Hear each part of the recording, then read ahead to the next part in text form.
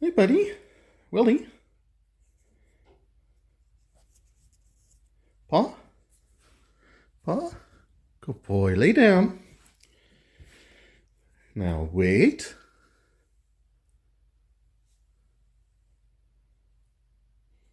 Good boy. All right, let's work on a video there, Willie.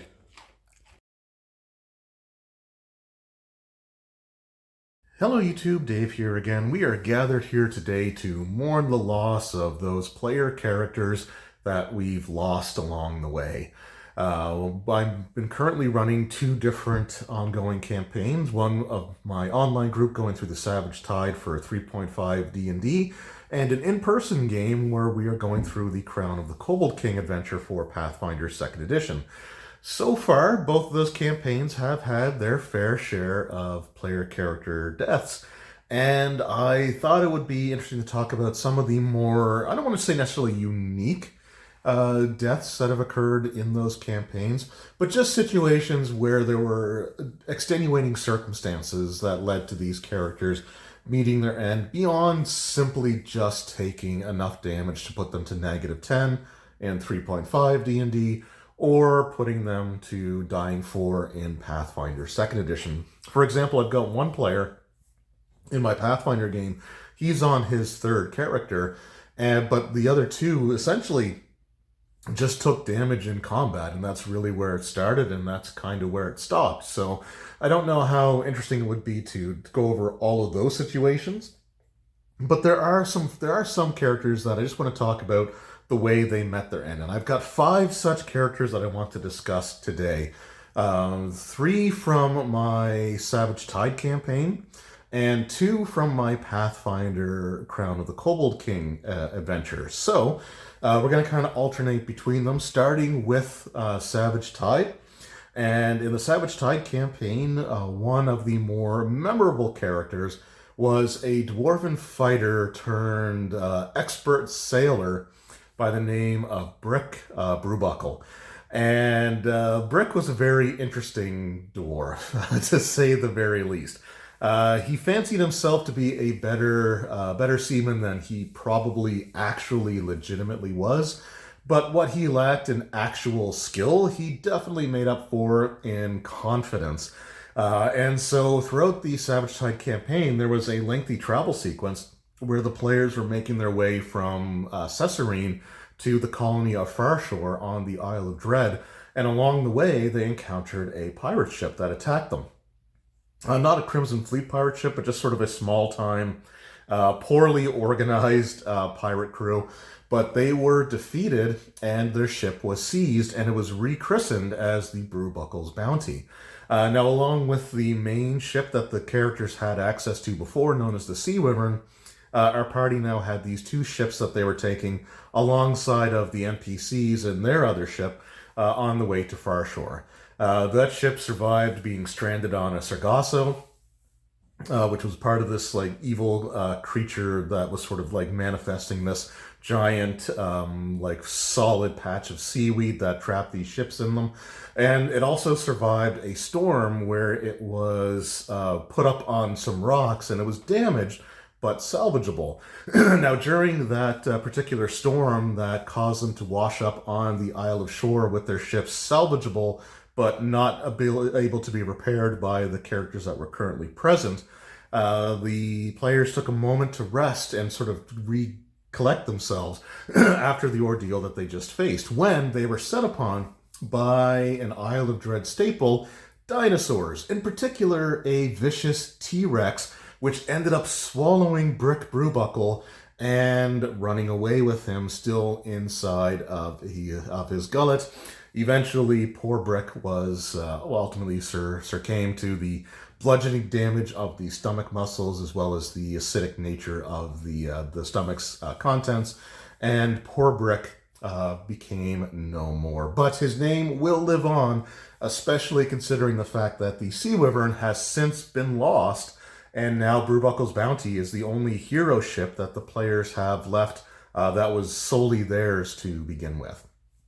Now, transitioning From Savage Tide back to my Crown of the Kobold King campaign, we're going to talk about another dwarf. In this case, we're going to be talking about the Dwarf Ranger Harsk. Now, when I started my Crown of the Kobold King campaign, it was something that I put together really quickly during the summer because I had a friend who was down from, he lives in Alberta, so he was several provinces away and he had pretty limited time to actually, get together and game with us.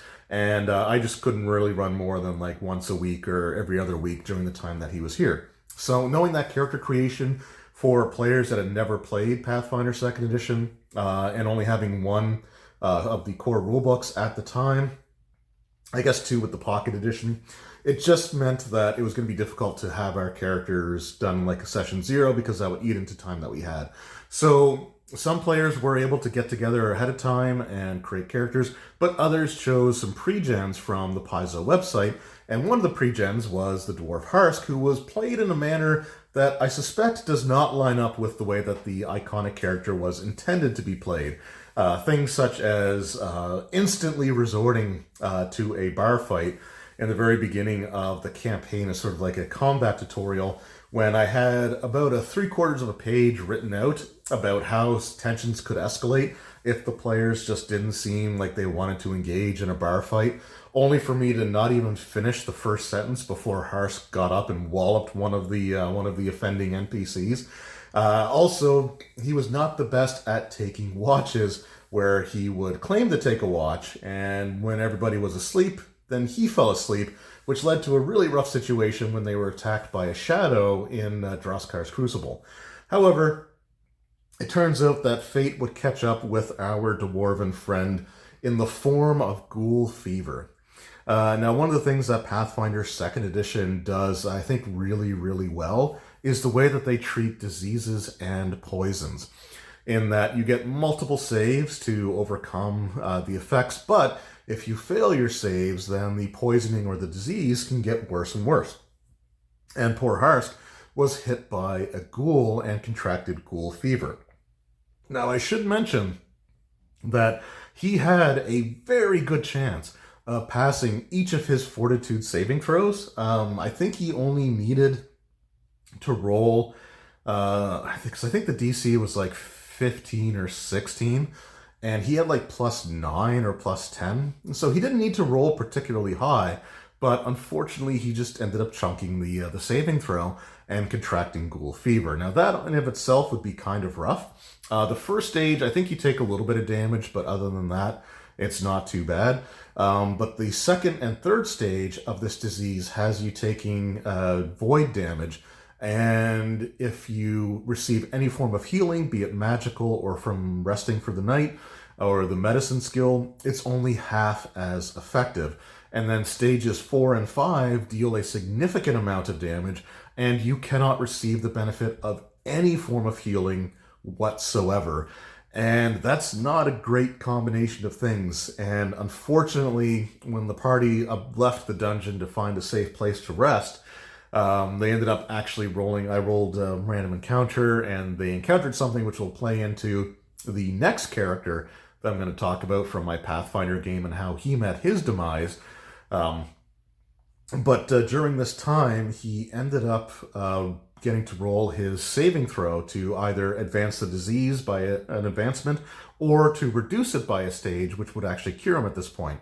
So he proceeded to roll a natural 1, which is really bad because it advances your infection rate by 2 stages.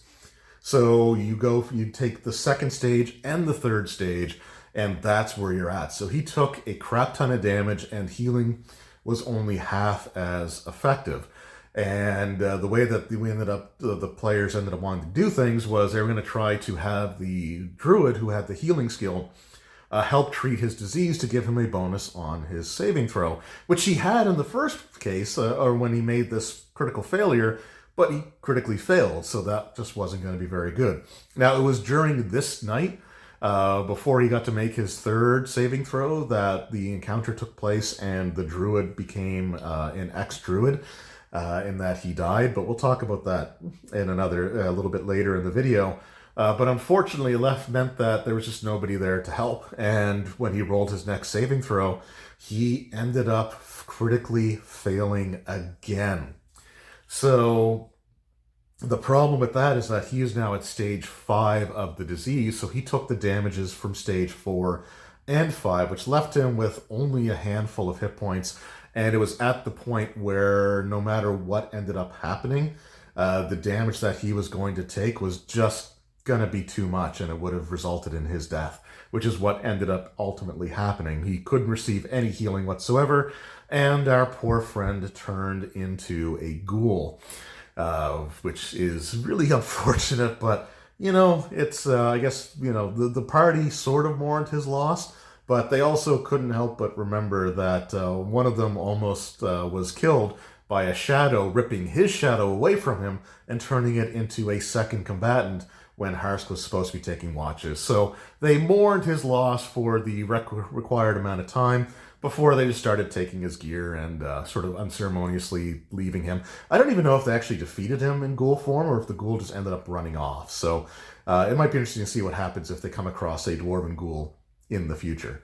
Now, going back to my Savage Tide campaign, I'm going to go over the 2 most recent character deaths.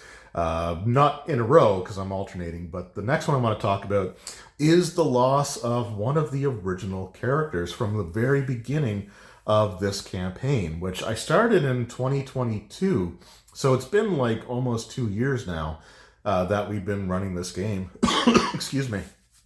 And throughout that period of time, only 2 of the characters, of the players, have their original character from that very first adventure, the very first game session of the Savage Tide campaign, which includes our friend Milo, the halfling rogue, Milo Rosebottom, the halfling rogue, thief extraordinaire, who unfortunately met his demise in one of the most brutal forms that I've seen in a 3.5 game for quite some time.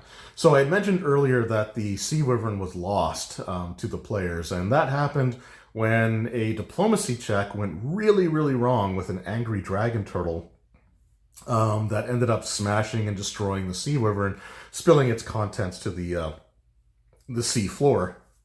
In the meantime, also cutting off the players from their real only means of escape.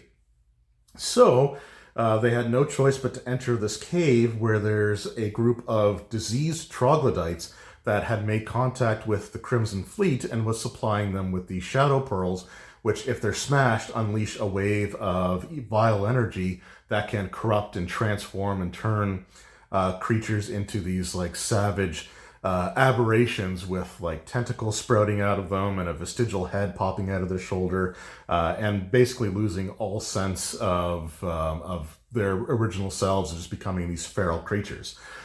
So after defeating the couple of troglodytes that were at the entrance to this cave, they followed this tunnel down on the way to the troglodyte village, but along the way they came across a dead body.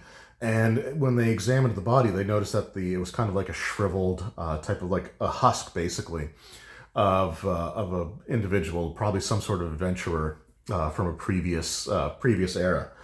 And what it ended up being was the victim of a dread wraith. Now, in the Savage Tide campaign, my group was larger than the standard 4 characters, so they ended up losing some experience because the XPs were being split 5 ways instead of 4. So I wanted to get them caught up to the level that they're supposed to be for the adventure, now that one of the players, at least temporarily, has had to back out. So when I rolled on the encounter table, I think it was like 2d4 wraiths or something like that, which can be a rough fight, but at the same time, for the player's level, it just wasn't going to be worth a lot of experience points. And it was multiple targets with only 3 or 4 players being present at the table. So I decided, rather than have them fight upwards of 8 regular wraiths for very little experience points, I was going to have them face 1 dread wraith so they could concentrate all their attacks on a single creature whose challenge rating is within their range. I think he's a CR 12, and they were a 10th level group of characters. So it was a difficult fight, but not beyond their abilities. And things seemed to be going pretty well at first because they were constantly getting their attacks through and not missing their attacks due to the incorporeal nature of the Wraith. So when you hit a Wraith or any incorporeal creature in 3rd edition D&D, you roll a percentile and there's a 50% chance to miss. So they had to roll 51 or above on a D100, and they were just all doing it. And this Wraith was, getting pretty close to being defeated.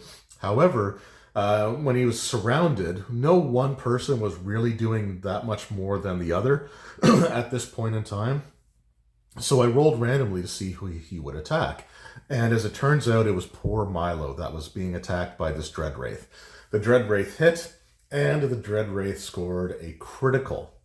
So with the critical hit, he sustained double damage. And the critical was confirmed. Now, Wraiths have the ability to drain your Constitution score. And at first, I didn't think that the con drain would actually be doubled from the critical. I thought it was just like the negative energy damage that was done by the touch attack. But reading up on the ability, it turns out that no, the ability drain is actually multiplied on a critical hit. And it was a D8 that he was rolling. And I rolled an 8 on the D8, meaning that it was 16 points of con drained from a halfling thief. So needless to say, he didn't have that much con. And poor Milo, in one attack, had his life essence completely drained from him, turning himself into a shriveled husk that rose a few rounds later as a standard Wraith, to which our cleric in the party turned undead, which was enough to destroy the Wraith and put Milo's soul at rest. So at least Milo isn't condemned to an eternity as a Wraith. But poor Milo, the victim of a critical hit with the life drain or the con drain just being way too much for him. All right, transitioning back to our Pathfinder Crown of the Kobold King adventure. I had mentioned that the Dwarf Har was trying to receive medical attention from the party's Druid, but the party's Druid ended up dying during the time that they were resting. So what ended up happening was I rolled a random encounter table, and what I ended up rolling was a pretty nasty encounter in the form of a wyvern. Now, initially, the plan for the wyvern was to come, to attack, to incapacitate one of the characters, and to carry him off and put him in a tree to consume later. And that ended up being the Druid. The Druid was hit with the poisonous stinger. It was a critical, I think he ended up taking a critical hit as well, like in the next round. That put him into the dying range, dying 2 at this point, which was combined with a wounded 1, because I think he had gotten up from the poison and then was taken down again. So that put him at dying 3, which is bad, but not something that you can necessarily not come back from. In fact, I believe it was the Druid's plan to spend his hero point to automatically stabilize when it came his turn.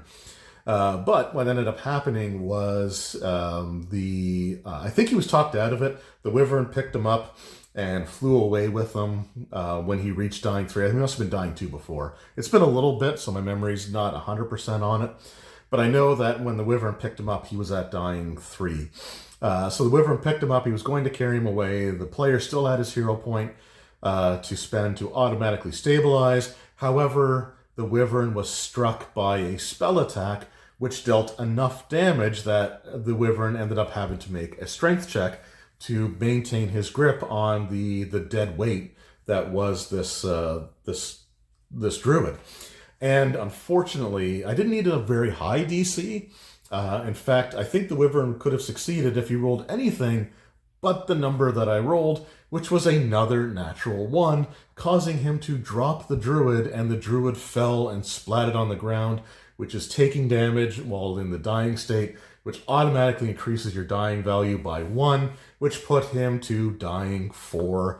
And the attempts to rescue the Druid resulted ultimately in the Druid's demise. However, the player came back with a Dwarven Cleric, and he's been doing pretty well since then, so I think it worked out all right. The Druid was a character that he made initially, but he ended up getting the books and started wanting to come up with his own like characters that he designed all on his own. So I think that it worked out pretty well for him, right? Like that's the justification that I'm going to use to not feel like I'm an absolutely murderous DM.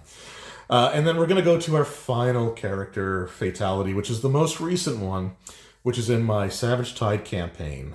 So the players, having continued down that troglodyte tunnel in the next session, they did come across the troglodyte village with all the troglodyte lepers. Now, the troglodytes don't distinguish differences between like non-troglodyte or reptilian humanoids, so they think that they're all the same. And it's already been established that the first group of troglodytes thought the players were members of the Crimson Fleet, which they had had dealings with before. So the players, using that to their advantage, decided to just waltz into the troglodyte village like they belonged there. And their bluff checks were more than enough to convince these already kind of indifferent troglodytes that, you know, they belonged there.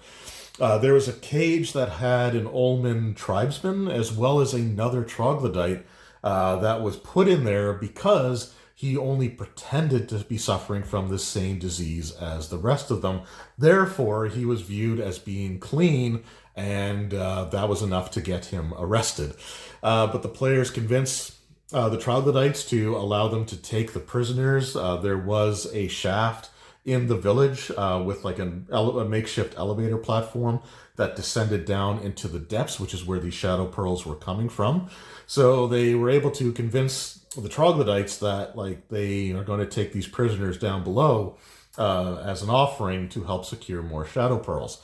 Again, their bluff check works, so they went down. When they reached the bottom of the shaft there, they opened up to a square chamber with an entrance going to the north and an entrance going to the west. Also down there was an Elder Black Pudding, which was another pretty brutal fight. Like that could have been a TPK. It was pretty close, I think, for the most part, because the amount of damage that this thing did was insane. It had the ability to destroy weapons if the weapons were used to attack the creature. So you had a party of individuals that were resorting to like unarmed strikes on this thing just to end up defeating it. But they managed to slay the pudding, but in the process, the troglodyte ran through the western tunnel. Now, the players decided that they didn't care, and rather than go after the troglodyte, they had no investment in him, they decided to go north. Now, for this particular adventure, again, I was rolling some random encounters more than I normally would because I want the players to be level 11, which is where they're supposed to be during this portion of the adventure. So to the west, the encounter that I rolled was, I think, a number of small, like regular basilisks. So again, I decided to swap that for a greater abyssal basilisk, which is a single enemy, which had a higher challenge rating, which would have given them more experience points. But to the north, the encounter that I rolled was 0-1 on the encounter table, and that was a beholder. So because I had the beholder, I wanted to do something kind of unique with it. So I created this cavern that the beholder was in, which was just filled and covered in these crystalline structures. So like the floor had like a layer of crystal that had all kinds of like strange, weird, wonky angles on it.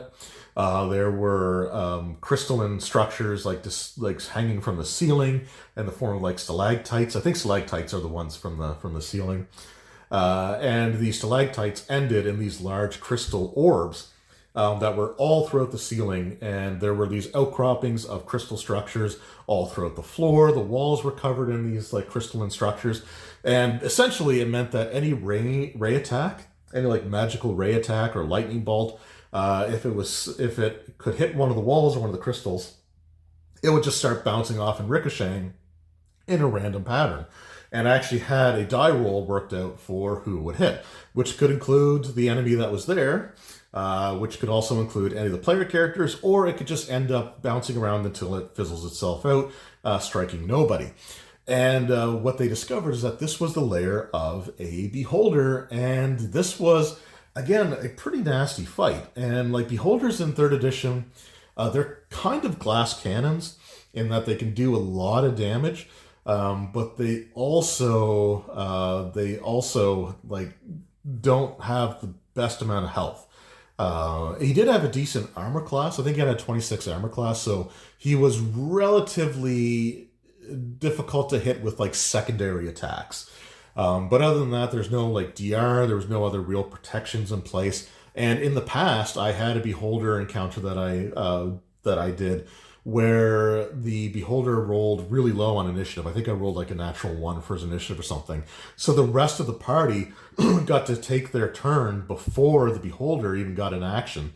And that Beholder was just eviscerated, like just slaughtered, destroyed, didn't even get a single attack off, if I can remember properly. So this Beholder got a few attacks off and actually did quite a bit of damage to the party. But the big one was the fact that he hit his Disintegrate Ray on our halfling, not the halfling rogue, Milo, but the other halfling in the group, a sort of a feral halfling by the name of Wolfie, who was raised by wolves and was a multi-classed druid monk character. And the eye ray, you roll to hit with the eye ray. So generally speaking, if you are making attack rolls to hit, then a natural 20 can result in a critical hit, which means double damage. So the Beholder aimed his Disintegrate Ray at the halfling.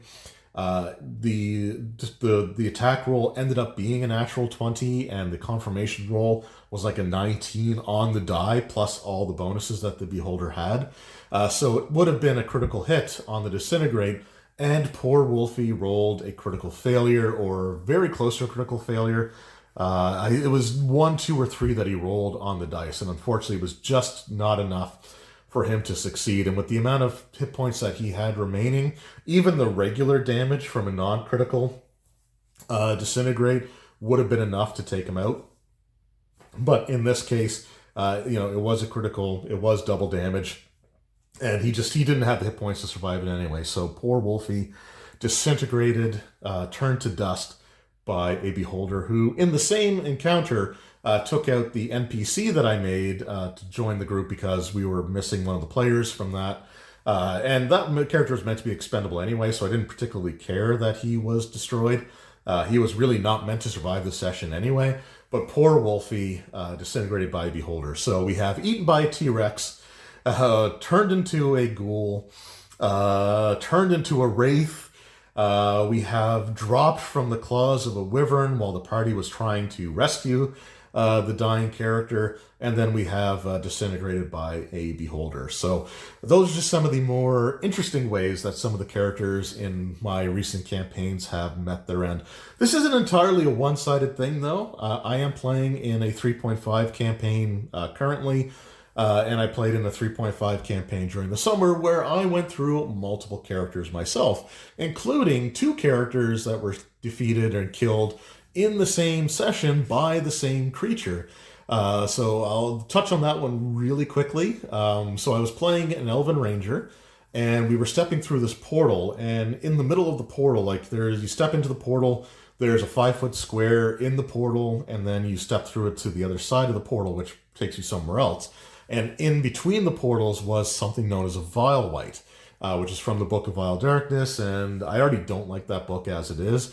But with this situation, the Vile Wight does level drain and negative energy on his attacks. So my Ranger, we put up as best a fight as we could, but in the end, my Ranger ended up being killed by this Vile Wight. And what happens when a Vile Wight kills somebody, they come back as a Vile Wight. So the other player retreated, because there's only 2 of us in the group currently, sometimes 3. So the other player retreated, and I had a wizard character already made that has backup, because I know that I'm going to need backups.